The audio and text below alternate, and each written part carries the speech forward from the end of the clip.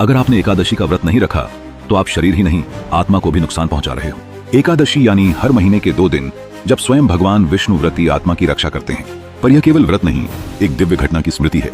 सतयुग में मुर नाम का एक दैत्य था जिसने इंद्र सहित देवताओं को पराजित कर देवलोक से निकाल दिया।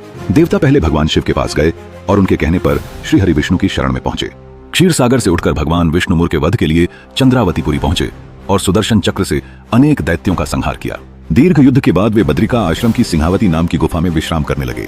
तभी मोर वहां पहुंचा और आक्रमण का प्रयास किया, पर उसी क्षण श्रीहरि के शरीर से एक दिव्य कन्या प्रकट हुई जिसने मुर का वध कर दिया।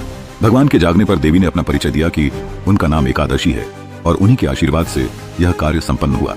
श्रीहरि ने प्रसन्न होकर एकादशी को सभी तीर्थों में प्रधान होने का वरदान दिया और कहा कि जो व्रती इस दिन श्रद्धा से व्रत रखेगा उसके पाप नष्ट होंगे और मृत्यु के बाद उसे विष्णु लोक की प्राप्ति होगी।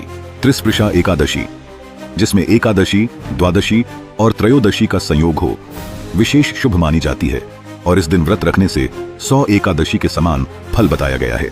आध्यात्मिक रूप से कहा गया है कि जो एकादशी के दिन श्रद्धा से अन्न त्याग करता है वह न केवल पापों से मुक्त होता है बल्कि जन्म जन्मांतर की बाधाओं से भी मुक्त हो जाता है। यह दिन शरीर से अधिक आत्मा की भूख मिटाने का दिन है।